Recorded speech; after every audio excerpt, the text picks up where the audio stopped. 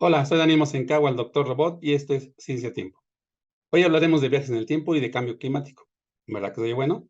Empezamos.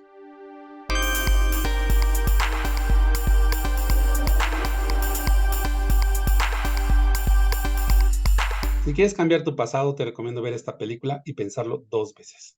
¿Imaginas qué película es? Veamos la cápsula.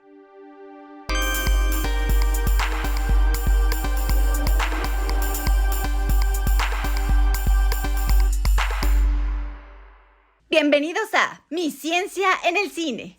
El maestro Pedro Ochoa Sánchez del CONCITEP nos recomienda la saga de Volver al Futuro. Dirigida por Robert Zemeckis y protagonizada por Michael J. Fox y Christopher Lloyd, esta icónica película de la década de 1980 combina elementos de ciencia ficción, aventura y comedia. Volver al Futuro es conocida por su enfoque en los viajes en el tiempo y cómo afectan a la trama de la historia. La película presenta un DeLorean modificado con una ficticia máquina del tiempo, impulsada por la energía generada por un condensador de flujo, inventada por el excéntrico Dr. Emmett Brown. Este condensador de flujo es un dispositivo ficticio que permite al DeLorean viajar a través del tiempo, cuando alcanza una velocidad de 88 millas por hora. Si bien la película no se adentra en los detalles científicos, plantea conceptos como la paradoja temporal y la teoría del viaje en el tiempo. La paradoja temporal se refiere a situaciones en las que un evento del pasado afecta al futuro, de tal manera que puede provocar inconsistencias lógicas. En la película,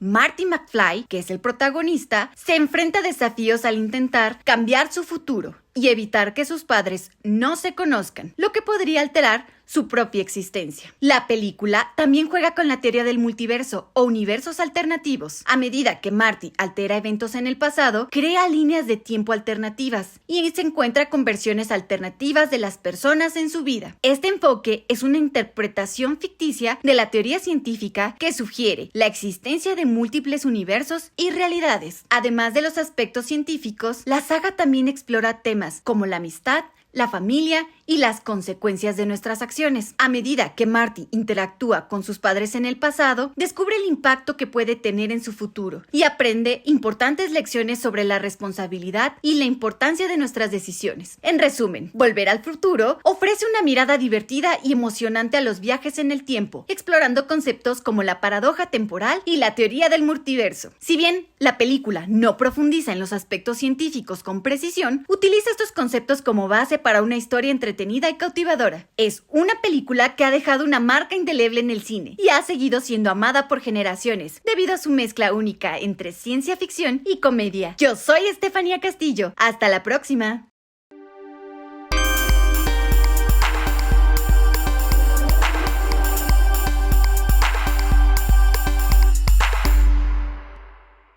Nuestro invitado de hoy es el maestro Edgar Juárez Aguilar. Él estudió la ingeniería en sistemas computacionales con la especialidad en ingeniería de software en el Instituto Tecnológico de Orizaba. Completó el diplomado Percepción Remota y Sistemas de Información Geográfica en el Centro Regional de Enseñanza de Ciencia y Tecnología del Espacio para América Latina y del Caribe, impartido por las Naciones Unidas. Es maestro en Ciencia y Tecnología del Espacio, graduado del Instituto Nacional de Astrofísica, Óptica y Electrónica, INAOE, en la línea de investigación de observación de la Tierra. Actualmente colabora con la Red de Administración Pública de las Naciones Unidas, la Oficina de Proyectos de Gobernanza de Naciones Unidas, la Oficina de Reducción de Riesgos de Desastres de Naciones Unidas y la Red de Ciudades Resilientes en distintos proyectos de investigación relacionados con derechos humanos y cambio climático. Edgar, buenas tardes, bienvenido. Buenas tardes, doctor. Es un gusto estar aquí con usted.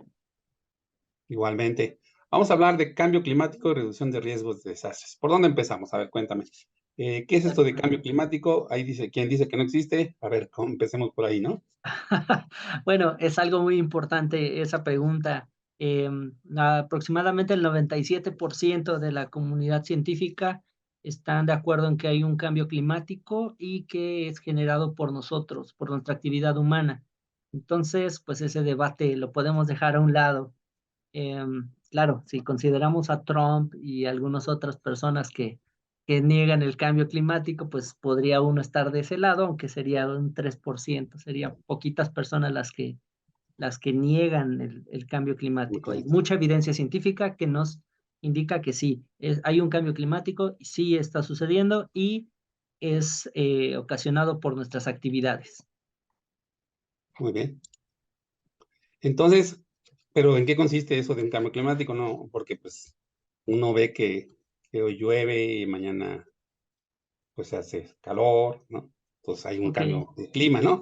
A ver, un poquito más de detalle en eso. Sí, bueno, el tema del cambio climático es interesante porque estamos tomando mediciones de temperatura, presión, precipitación, emisiones de gases de efecto invernadero a la atmósfera, que aproximadamente deben de ser al menos de 30 años.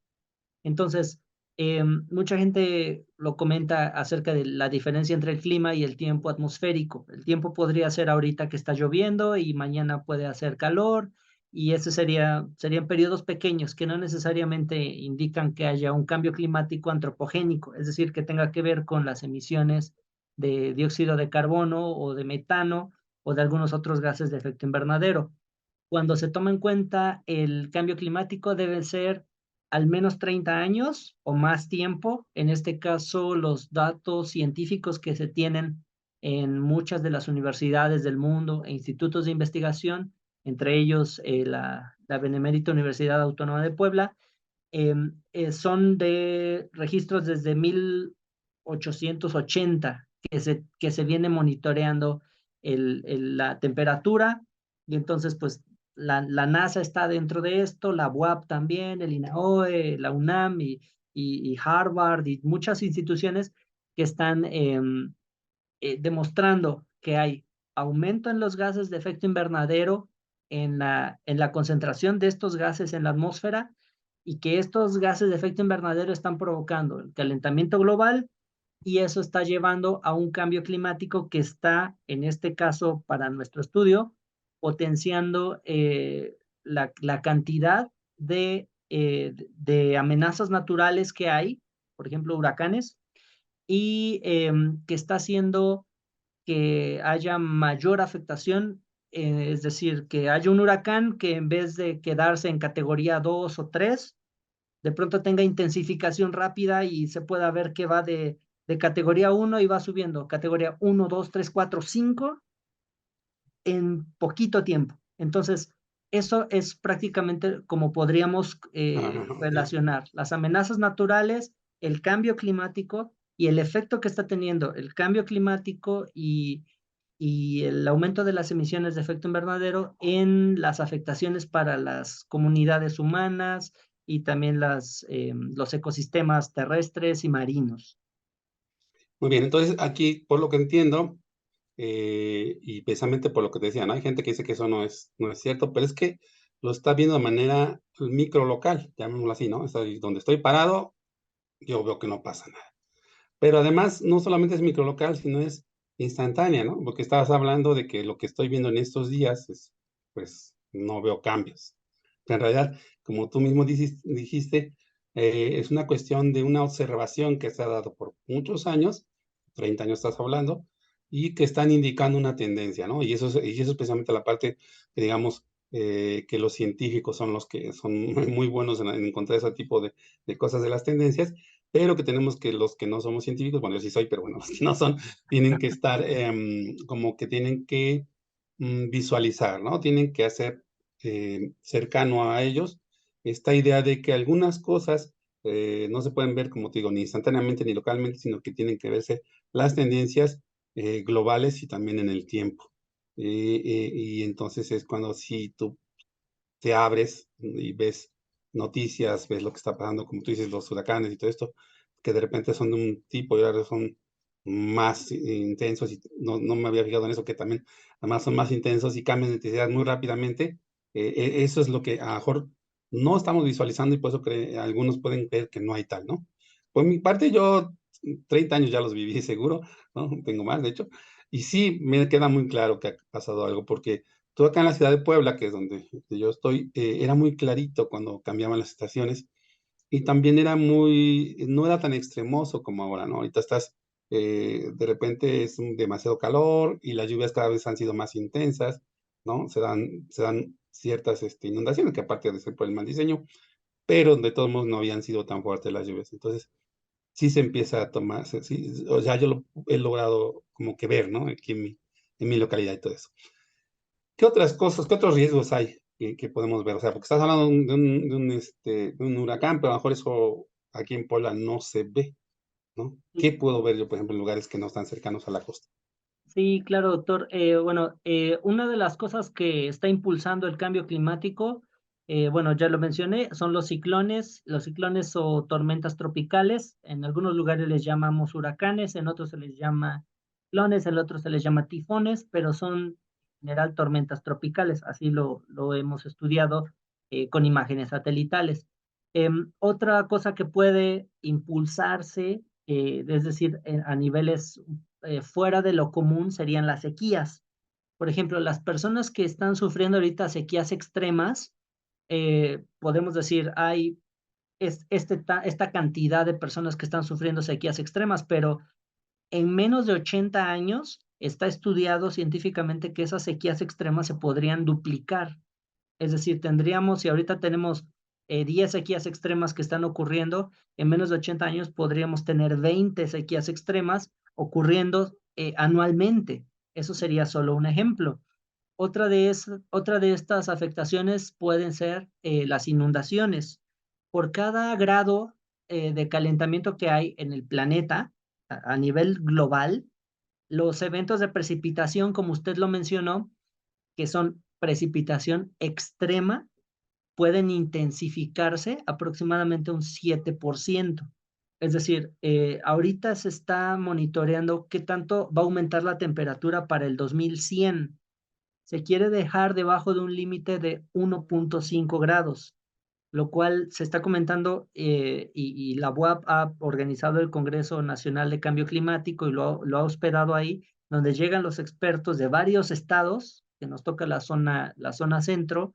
Entonces, llegamos ahí y nos dicen, esto, tengo la evidencia de que en mis estados está pasando esto. Tengo la evidencia de que pasó cierta amenaza hidrometeorológica, que generalmente es lo que está viéndose intensificado, por ejemplo, hablando de las lluvias, y nos dicen, tantas personas resultaron afectadas. Y ahora, ¿qué es lo que vamos a hacer? ¿Movemos a toda la gente de ahí o los dejamos en ese lugar y conforme vaya aumentando la intensidad de las lluvias en el futuro, ellos van a estar perdiendo cada año en temporada de lluvias su sala, su refrigerador, si tienen la cuna del bebé o si tienen sus camas? Entonces, ahí empieza ya a haber un asunto de preocupación porque ya la gente está presupuestando de sus propios bolsillos que vienen las lluvias, se me inunda mi casa y tengo que reparar o reponer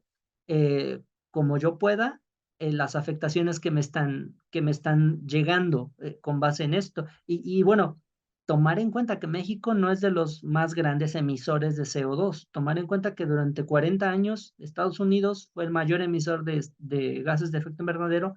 Ahorita está China, desde hace unos poquitos años para acá, está como número uno, pero esas emisiones de efecto invernadero, de gases de efecto invernadero, nos están provocando que tengamos grandes dificultades para gente que ni siquiera lo provocó. Eso es muy interesante que suceda. Sí, estamos pagando justos por pecadores, ¿no? Otra cosa que se me estaba Exactamente. ocurriendo era que inclusive, como tú dices ahorita, esto de que te va a caer la lluvia, el monzón, la tormenta, eh, poco a poco también ha modificado en algunos casos también la visión, bueno, no visión, no sería la panorámica, no sé, cómo está la ciudad, porque en algunos lados empiezan a poner en las puertas, ¿verdad? Como hasta barditas, o en algunos otros lados también en las mismas banquetas ya hay barditas, todo esto. Y entonces, creo que esto, bueno, para mí es difícil, ¿no? Pero pues para otros no, ¿verdad? Esto de decir que eso no existe. Ahora, estamos hablando de observaciones que cualquiera puede hacer, ¿no? Pero, ¿qué más hacen los científicos? Porque también hay que comentar eso para que la gente se entere, ¿no? Para que yo me entere, porque a lo mejor hay cosas que no sé y que ahorita nos vas a contar, ¿no? De, Sí. mm, ¿qué disciplinas, qué ciencias son las que están aquí adentro de el estudio del cambio climático? Para mí es clarísimo que debe estar algo como la física, ¿no? ¿Cómo se llama esta? La del estudio del clima. ¿Pero qué más hay? Sí, bueno, en general es todo el campo STEM, ¿no? Ciencia, tecnología, ingeniería y matemáticas. Eso también es algo que intentamos promover con nuestros estudiantes, quienes tenemos la oportunidad de estar frente a grupo, hablar del cambio climático y decir, miren, necesitamos ciencias de la atmósfera, cambio climático, que muchas veces incluso a la SEP se le ha presentado que se dé una materia de cambio climático y nos dicen, no es viable. Y hay gente que ha trabajado durante 40 años en este tema y quieren la materia de cambio climático y nos siguen diciendo que no es viable. Em, bueno, esa es una parte.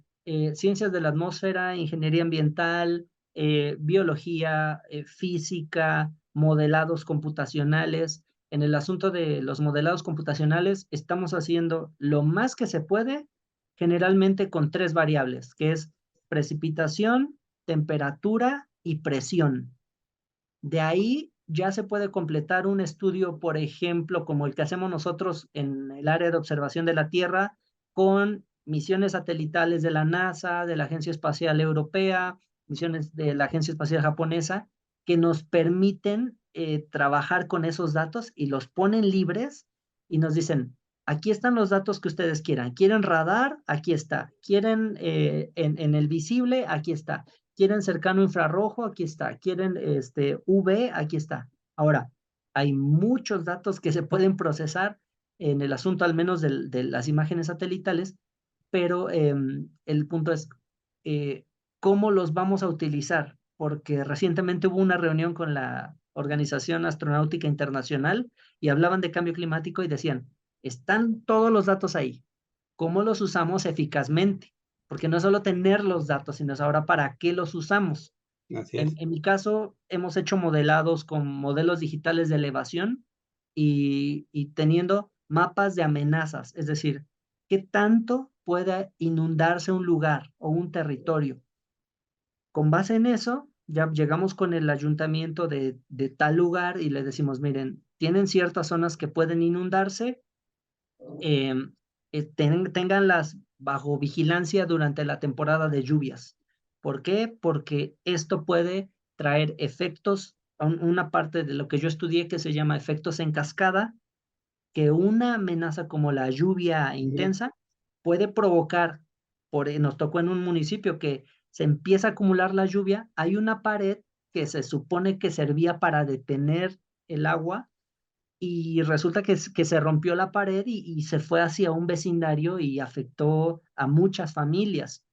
Afortunadamente no hubo cosas graves, pero ese es uno de los ejemplos que se pueden ver. Pero entran todos, todas las ciencias, las ingenierías, el desarrollo tecnológico y por supuesto la base matemática que te da estadística, probabilidad, de qué puede pasar en el futuro y los modelos computacionales que están ayudándonos a calcular un poco de lo que va a pasar en el futuro, aunque es un tanto difícil porque dicen, con el cambio climático va a haber variaciones.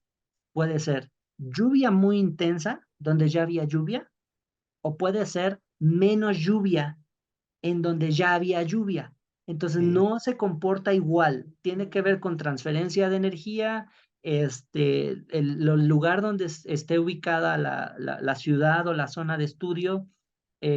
Una de las cosas que sorprenden, por ejemplo, es pensar que si el cambio climático continúa de esta manera, Europa podría congelarse en el futuro porque se ven interrumpidas algunas corrientes marinas que llevan calor del trópico hasta Europa.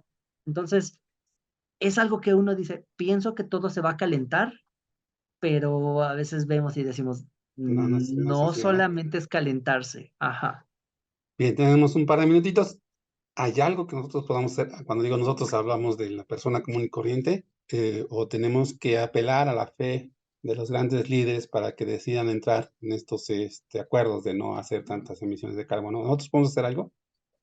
Sí, una de las cosas que podemos hacer, bueno, para empezar es informarnos de qué está pasando, y ya con esto podríamos tener un diagnóstico que venga de Harvard, de la UAB, de UNAM, hasta de la escuela más pequeña que uno pueda pensar.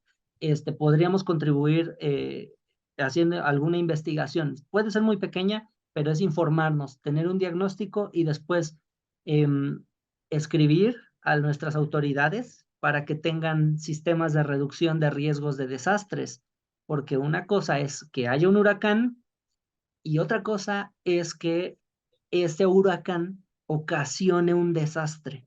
Eso es muy importante, esa diferencia. Luego decimos, es un huracán muy fuerte, categoría 5, y dicen, el huracán es un desastre, pero el desastre se causa cuando el huracán afecta, o la amenaza, que es el huracán, afecta a una ciudad y le quita la capacidad de reponerse rápido y efectivamente.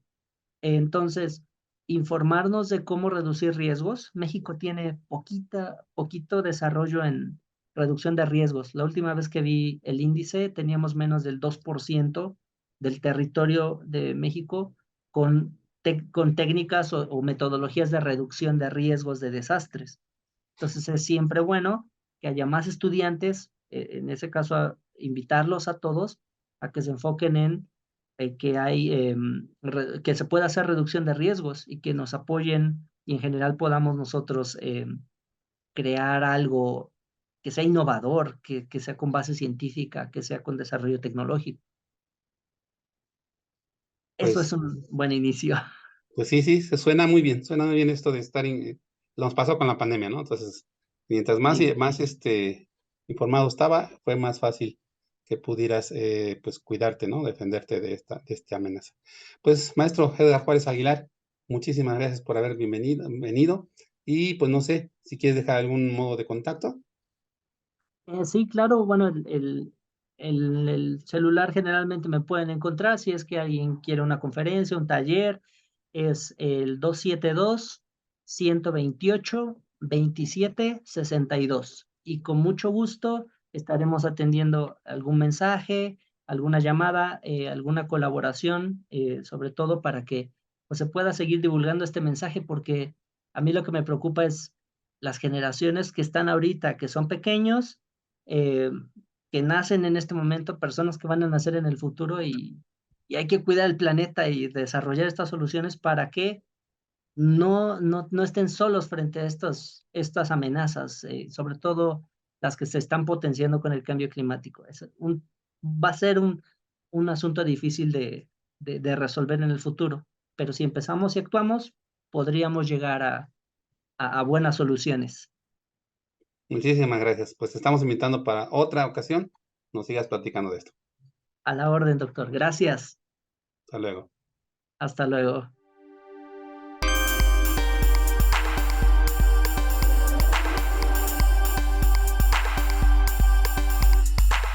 La maestra Ángeles Nolasco, desde el Complejo Regional Sur de Tehuacán, nos invita a leer sobre la agricultura como solución al cambio climático.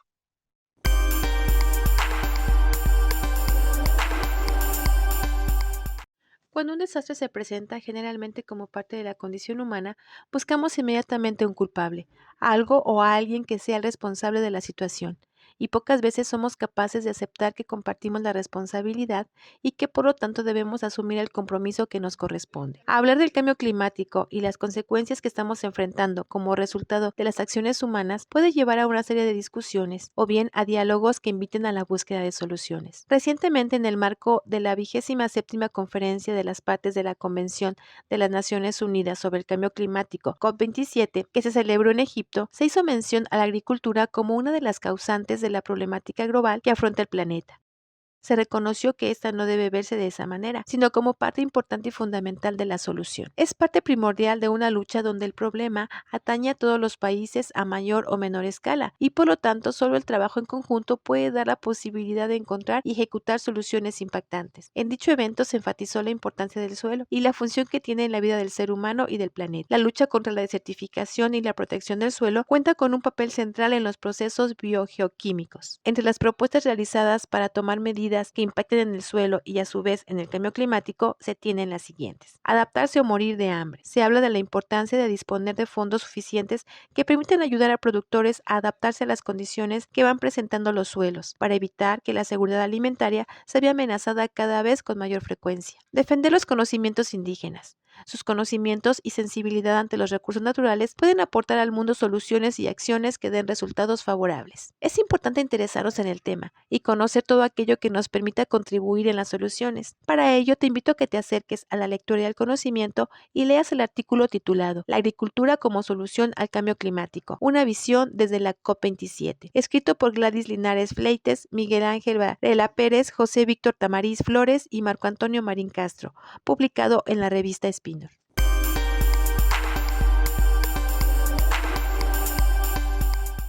Te comparto lo que nos decía Carl Sagan del cambio climático en su serie Cosmos. Este no es un mundo desechable y aún no somos capaces de recrear otros planetas. El desierto más cruel y desolado de la Tierra es mucho más hospitalario que cualquier lugar de Marte. La superficie brillante, arenosa y polvosa de Marte refleja suficiente luz solar al espacio para enfriar el planeta, congelando todo el agua y encerrándolo en una perpetua edad glacial. Algunas actividades humanas hacen estéril nuestro planeta y nuestra atmósfera. Esto finalmente podría causar una edad glacial. Al mismo tiempo, liberamos grandes cantidades de dióxido de carbono, aumentando el efecto invernadero. La Tierra no necesita parecerse demasiado a Venus para volverse estéril y sin vida. Tal vez no se requiere mucho para desestabilizar el clima de la Tierra y para convertir este cielo, nuestro único lugar en el cosmos, en una especie de infierno. Esto fue Ciencia a Tiempo. Yo soy Daniel Mosencagua. No olvides usar cubrebocas. Cuídate mucho. Hasta la próxima.